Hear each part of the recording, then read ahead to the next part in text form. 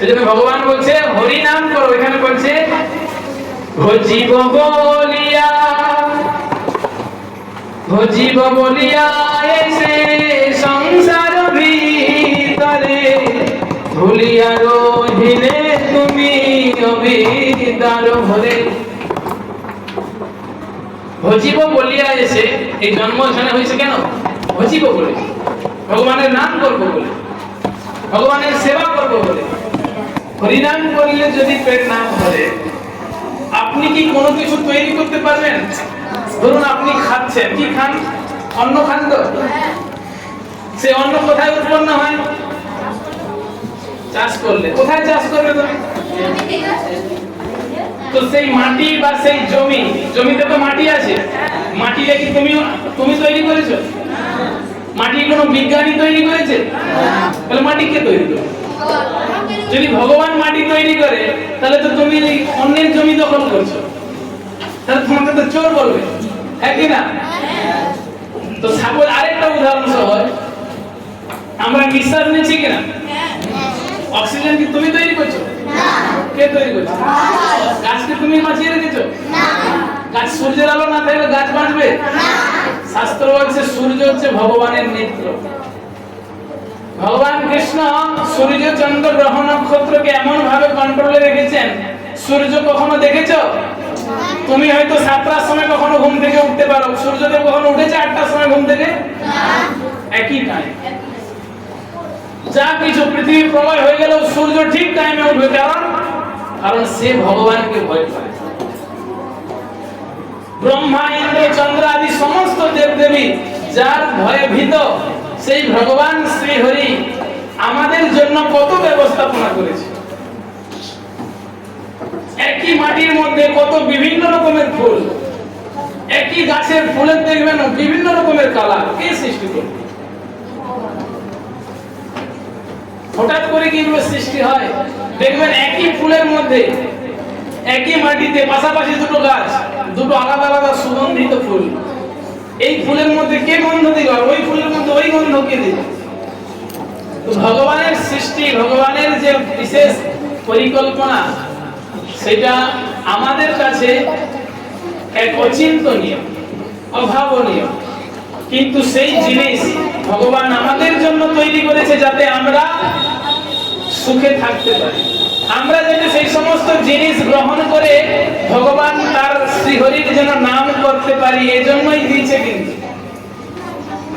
আর আমরা যদি ভগবানের নাম না করি, তাহলে আমরা কিন্তু প্রথম নম্বর হচ্ছে আমরা চোর, আর দ্বিতীয় নম্বর হচ্ছে আমরা ঋণী। যেমন কেউ কোন সন্তান পিতামাতার ঋণ শোধ করতে পারে না, তদ্রূপ ভাবে আমরা কেউই ভগবান শ্রী হরির ঋণ শোধ করতে পারবো না। করোনার সময় কত অক্সিজেনের চাহিদা ছিল না? অক্সিজেনের গ্যাস সিলিন্ডার কিনতে হতো, 2500-3000 টাকার সিলিন্ডার।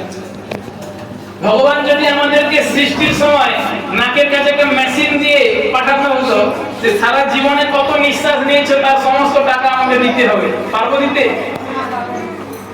কেউ পারবো না। রাত্রিবেলা আমরা আর্টিফিশিয়াল লাইট জ্বালাই, আর দিনের বেলা যে এত সুন্দর সূর্য আমাদেরকে আলো দিচ্ছে, সেই সূর্যের তাপ ভগবানের কৃপায় আমরা এই সব কিছু পাচ্ছি।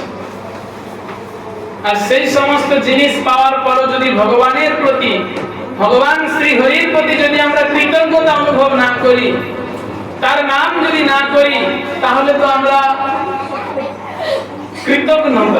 কৃতজ্ঞ, কৃতজ্ঞতা আমরা করছি না। সেই জন্য এই ভগবানের নাম করছি কেন না, হে প্রভু আপনার কৃপায় আমরা বেঁচে আছি, তাই আমি আপনার নাম করছি। বলছে যার খাও তার গুণ গাও, তাই তো? ভগবানের খাচ্ছি কিন্তু আমরা ভগবানের গুণ গাইছি না, সেই জন্য আমরা কষ্ট পাচ্ছি। সেজন্য ভগবান বলছে হরি নাম করো, এখানে বলছে ভজিব বলিয়া, ভজিব বলিয়া এসে সংসার ভিতরে ভুলিয়া রহিলে তুমি অবিদ্যার ভরে ভজিব বলিয়া এসে, এই জন্ম এখানে হয়েছে কেন? ভজিব বলে, ভগবানের নাম করব বলে, ভগবানের সেবা করব বলে। আর এই ভগবানের নাম, ভগবানের সেবা করে মনুষ্য জীবনকে সার্থক করার জন্য আমরা এসেছি এখানে।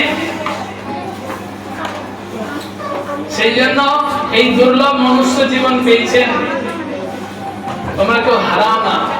অনেক কষ্ট পেয়েছো, এই মনুষ্য জীবন দিয়ে ভগবানের সেবায় যুক্ত করো, ভগবানের নাম করো, আর এমন কিছু শিক্ষা লাভ করো যে শিক্ষায় পরবর্তীতে তুমি কাউকে শিখাতে পারো।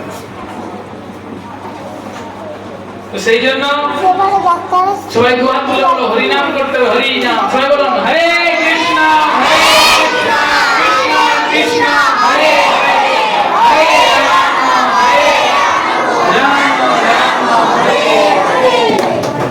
হরি নাম সংকীর্তন কি। তো এই জন্য